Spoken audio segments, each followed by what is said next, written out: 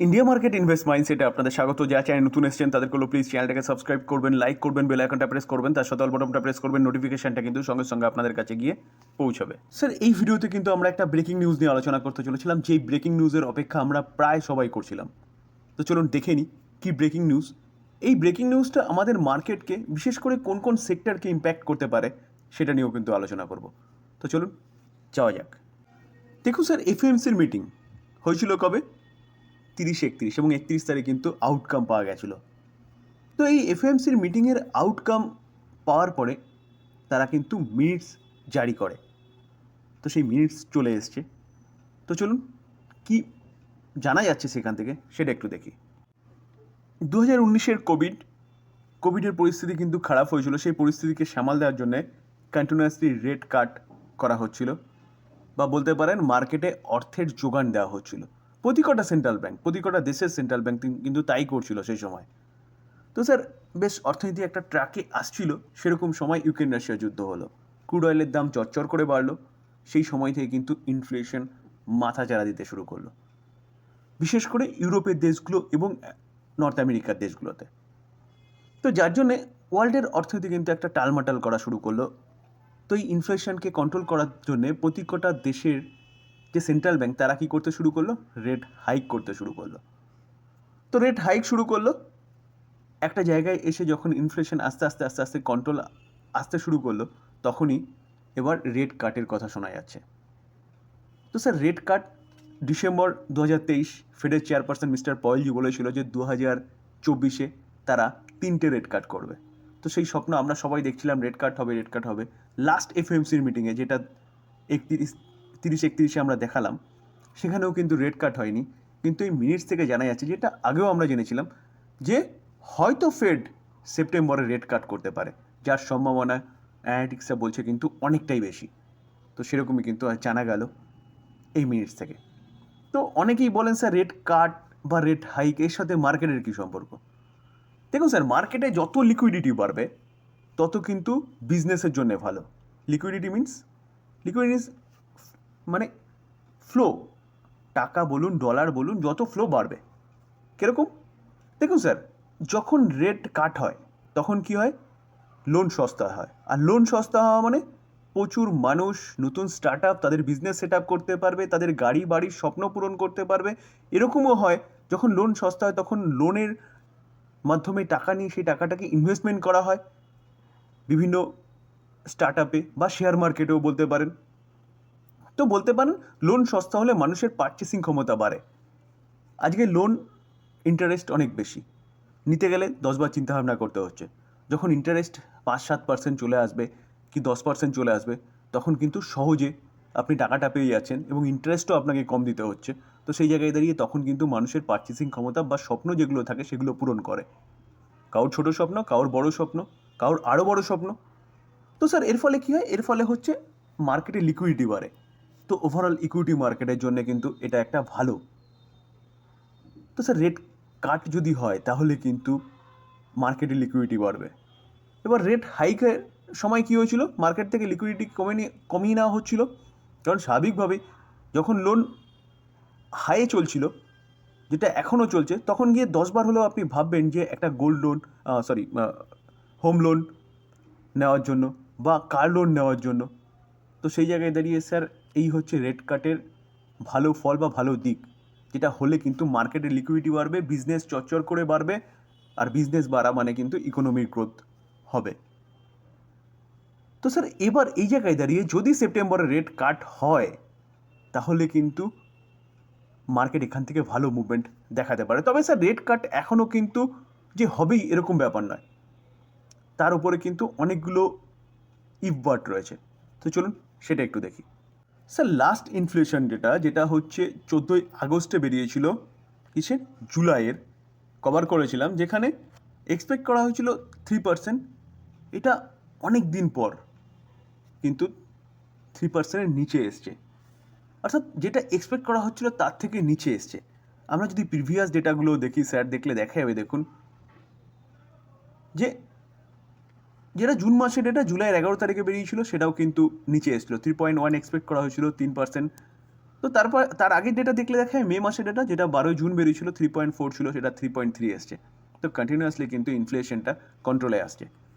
তো যার জন্যই কিন্তু রেট কাটের কথা আসছে, কারণ ইনফ্লেশনকে কন্ট্রোল করার জন্য কিন্তু ফেড বিভিন্ন রকম স্টেপ নিচ্ছে। তো স্যার এবারের যে ইনফ্লেশন ডেটা, অর্থাৎ আগস্ট মাস এখনও শেষ হয়নি, তবে শেষ হলে ইনফ্লেশন ডেটা কিন্তু কবে হবে? সেপ্টেম্বরের 11 তারিখে। এই ইনফ্লেশনের ডেটাটা খুব ইম্পর্টেন্ট। কেন? কারণ স্যার 17 এবং 18 তারিখে হচ্ছে সেপ্টেম্বরের এফওএমসির মিটিং হবে। তো স্যার এফওএমসির মিটিং যদি 17-18তে হয়, তার আগেই কিন্তু আরেকটা ইনফ্লেশন পাওয়া যাচ্ছে। তো এই ইনফ্লেশনটা যদি কন্ট্রোলে থাকে, যেটা সম্ভাবনা অনেকটাই প্রবল, তো সেই জায়গায় দাঁড়িয়ে কিন্তু 18 তারিখের যে মিটিংটা আমরা দেখব, সেখানে কিন্তু রেট কাটের কথা আমরা হয়তো শুনতে পারি। তো স্যার এই 11 তারিখের ডেটার ওপর কিন্তু অনেকটা ডিপেন্ড করছে যে রেট কাট হবে কি না। Sir USA job loss claim data, যেটা কিন্তু 22 আগস্ট বেরিয়েছিল, এটাও একটা ইম্পর্টেন্ট রোলস কিন্তু এখানে পালন করছে। দেখুন ফোরকাস্ট করা হয়েছে কত? 232K, এবং ডেটা কি এসছে? 232K, অর্থাৎ যা এক্সপেক্ট করা হচ্ছিল সেটাই এসছে। ভালো হলো কি খারাপ হলো? অবভিয়াসলি ভালো হয়েছে। যেটা স্যার আগের বারে অর্থাৎ 15 আগস্ট যেটা বেরিয়েছিল 236K এক্সপেক্ট করা হয়েছে, এসছে কত? 227। 8 আগস্ট 241K এক্সপেক্ট করা হয়েছিল, এসছে কত? 233। তো এই জব লস ক্লেম ডেটাটা যদি কন্ট্রোলে থাকে, অর্থাৎ যা এক্সপেক্ট করা হচ্ছে তার থেকে যদি কম মানুষ জব ক্লেম করে, তাহলে বলতে পারেন এটাও কিন্তু মার্কেটের জন্য ভালো। কারণ এই ডেটা অনুযায়ী যেটা আমরা 1 আগস্ট পেয়েছিলাম, যে 236K এক্সপেক্ট করা হয়েছিল, 249K হচ্ছে জব ক্লেম করেছে। তো স্যার এই ডেটা অনুযায়ী কিন্তু সেই সময় মার্কেট, তার পরের দিনই মার্কেট ব্যাপকভাবে কোলাপস করেছিল। কারণ তখন বলা হচ্ছিল যে মানুষ জব হারাচ্ছে, জব ক্লেম বেশি করছে, তো তার ফলে ইউএস রিসেশনে যেতে পারে। তো স্যার এই জায়গায় দাঁড়িয়ে এই ডেটাটা কিন্তু একটা ইম্পর্টেন্ট ডেটা বলতে পারেন, যেটা প্রতি সপ্তাহে বের হয়। এবার নেক্সট কবে বের হবে? 29 আগস্ট। তো স্যার এইভাবে যদি জব লস ক্লেম ডেটাটা কন্ট্রোলে থাকে, যেটা লাস্ট 3বার দেখলাম, তাহলে কিন্তু বলতে পারেন যে রেট কাটের একটা ভালো দিক দেখা যেতে পারে। স্যার রেট কাট তো হবে, ঠিক আছে। তো যদি রেট কাট হয়, তাহলে কোন কোন কোম্পানিগুলোর ফায়দা হবে? তো চলুন সেটা একটু দেখার বা বোঝার চেষ্টা করি। স্যার যদি রেট কাট হয় না, তাহলে সবচেয়ে বেশি লাভবান হবে কিন্তু নিফটি আইটি, অর্থাৎ আইটি ইন্ডেক্স, যেখানে আইটি আজকে দেখলে দেখা যাবে প্রায় 1%-এর কাছাকাছি কিন্তু একটা ডাউন সাইড মুভমেন্ট দেখাচ্ছে। আমরা যদি লাস্ট 5 দিন দেখলে দেখা যাবে পজিটিভ মুভমেন্ট দেখিয়েছে 0.59%। 1 মাস দেখলে দেখা যাবে 2.5%-এর উপরে পজিটিভ মুভমেন্ট দেখিয়েছে। আমরা যদি 6 মাস দেখলে দেখতে পারবেন 8%, যেখানে যখন থেকে হোপটা বাড়ছে কিসের? রেট কাটের, তখন থেকে কিন্তু নিফটি এই আইটি ইন্ডেক্স ভালো একটা মুভমেন্ট দেখাচ্ছে। দেখলে দেখা যাবে প্রায় 27-28% কিন্তু একটা মুভমেন্ট দেখিয়েছে জুন 4 থেকে 23 আগস্ট পর্যন্ত। তো স্যার এরকম মুভমেন্ট দেখানোর পিছনে কারণ কি স্যার?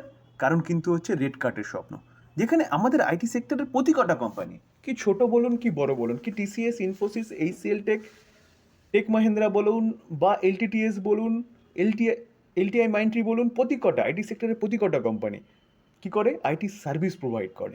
কোন দেশে? নর্থ আমেরিকা এবং ইউরোপের দেশগুলোতে, যেখানে প্রায় 80 থেকে 85% প্রায় প্রতি কটা কোম্পানির বিজনেস কিন্তু ওই সব দেশগুলোর ওপর ডিপেন্ড করে। যেখানে অর্থনৈতিক একটা স্লোডাউন এসছে ইনফ্লেশনের জন্য, তার জন্য আইটি সেক্টরের কোম্পানিগুলো কিন্তু একটা ডাউন সাইড মুভমেন্ট দেখিয়েছিল 2021-এর ডিসেম্বরের পর থেকে। তো স্যার এই কোম্পানিগুলোর মধ্যে একটা ভালো মুভমেন্ট দেখা গেছে, এটা ভবিষ্যতেও জারি থাকতে পারে। কারণ রেট কাট যদি শুরু হয়, তাহলে কিন্তু আস্তে আস্তে রেট কাট হবে। তো সেই জায়গায় দাঁড়িয়ে স্যার রেট কাট যদি আরও হয়, তাহলে এই কোম্পানিগুলোর জন্য ভালো, কারণ সেখানে বিজনেস ট্র্যাকে আসবে, আর বিজনেস ট্র্যাকে আসলে এই কোম্পানিগুলোর অর্ডার কিন্তু বেড়ে যাবে। যার জন্য স্যার আমরা যদি দেখি, তাহলে দেখতে পারবো যে 5 বছরের কি বলছে। দেখুন যেটা একটু আগে বলছিলাম, 2021-এর পর থেকে কিন্তু আমরা ইন্ডেক্সকে দেখছি, ইন্ডিভিজুয়ালি স্টক দেখছি না। প্রতি কটা স্টকের চার্ট এরকমই দেখাবে, কন্টিনিউয়াসলি নিচে এসেছিলো প্রায় 1.5 থেকে 2 বছর। দেখুন আমরা যদি টাইম পিরিয়ডটা দেখি, তাহলে দেখতে পারবো যে ডিসেম্বর 2021 থেকে এপ্রিল 2023 পর্যন্ত এতটা টাইম পিরিয়ড কিন্তু নিচে এসেছিলো। দেখুন 23%, 25% ইন্ডেক্স লেভেল পড়েছিল। তো স্যার ভালো সময় আসতে চলেছে, আইটি সেক্টরের কোম্পানিগুলো কিন্তু আরও ভালো মুভমেন্ট দেখাতে পারে। রেট কাটের সুফল এই কোম্পানিগুলো সবচেয়ে বেশি পরিমাণে পাবে স্যার। তার পাশাপাশি স্যার আর কোন কোম্পানিগুলো বা কোন ইন্ডেক্স বা কোন ইন্ডাস্ট্রি লাভবান হতে পারে? দেখুন, কেমিক্যাল ইন্ডাস্ট্রি। তো কেমিক্যাল ইন্ডাস্ট্রি একটা কোম্পানি যে দীপক নাইট্রেট, এই কোম্পানির চা দেখলে আমরা বুঝতে পারবো আজকের দিনে নেগেটিভ রিটার্ন দিচ্ছে প্রায় 3% মতন, ঠিক আছে? তো দেখুন স্যার, আমরা যদি দেখি তাহলে দেখতে পারবো যে 1 বছরে 43% রিটার্ন দিয়েছে। আমরা যদি 5 বছর রিটার্ন দেখলে দেখা যাবে কোম্পানিটা 947% রিটার্ন দিয়েছে। কিন্তু স্যার 2021 ডিসেম্বর থেকে দেখা যাবে, দেখুন প্রায় 36-37% কিন্তু ডাউন সাইড মুভমেন্ট দেখিয়েছে 2021 অক্টোবর থেকে অক্টোবর-ডিসেম্বর, যাই হোক আমি চার্টটা ওখান থেকে ধরতে পেরেছি। তারপরে দেখুন স্যার, চার্ট দেখতে পারবেন যে কোম্পানিটা ভালো মুভমেন্ট দেখিয়েছে। কেন? স্যার রেট কাটকে কেন্দ্র করে। কারণ স্যার এই কোম্পানিগুলো কিন্তু যে সার্ভিস প্রোভাইড করে, অর্থাৎ কেমিক্যাল সেক্টরে যে প্রোডাক্টগুলো, সেই প্রোডাক্টগুলো কিন্তু ম্যাক্সিমাম এক্সপোর্ট হয় কোথায়? নর্থ আমেরিকা এবং ইউরোপের দেশগুলোতে। তো স্যার রেট কাট যদি হয় তাহলে এই কোম্পানিগুলোর প্রোডাক্টের ডিমান্ড বাড়বে, যেখানে কোম্পানিগুলো প্রচুর পরিমাণে ক্যাপেক্স করে রেখেছিল। কারণ কারণ স্যার চার্ট দেখলে বুঝতে পারবেন যে 2021 ডিসেম্বরে, অর্থাৎ ইউক্রেন রাশিয়া যুদ্ধের আগে কিন্তু কোম্পানিগুলো রকেটের মতন ছুটছিল। ছোটার পিছনে কারণ বিদেশ থেকে অর্ডার এবং ডিমান্ড। তার জন্য কোম্পানিগুলো কী করেছিল স্যার? কোম্পানিগুলো ক্যাপেক্স করেছিল, এবং ক্যাপেক্স হওয়ার পরে হঠাৎ করে যখন ইনফ্লেশন মাথাচাড়া দিল, এই কোম্পানিগুলোর অর্ডার কমে গেল, কোম্পানিগুলো কন্টিনিউয়াসলি নিচে এসছে। তো যদি বিজনেস ট্র্যাকে আসে, রেট কাট হলে, তাহলে কিন্তু এই কেমিক্যাল সেক্টরের কোম্পানিগুলো কিন্তু ভালো মুভমেন্ট দেখাতে পারে। তো সেই জায়গায় দাঁড়িয়ে কেমিক্যাল সেক্টরের প্রতি কটা কোম্পানি, কি দীপক নাইট্রেট বলুন, কি আরতি ইন্ডাস্ট্রিজ বলুন, কি এসআরএফ বলুন, এই কোম্পানিগুলো কিন্তু আপনি রাডারে রাখতে পারেন। বালাজি অ্যামাইন, এইসব কোম্পানিগুলো কিন্তু রাডারে রাখতে পারেন। দেখুন স্যার, ডিসক্লেমার দিয়ে রাখি, কোনো বাই সেল রেকমেন্ডেশনে কোম্পানিগুলো সম্বন্ধে নিউজ পাওয়া যাচ্ছে বা ভালো নিউজ পাওয়া যাচ্ছে রেট কাটে, সেটা নিয়ে আলোচনা করলাম লার্নিং পারপাস। বাই করবেন, সেল করবেন, টোটালি নিজের ডিসিশনে।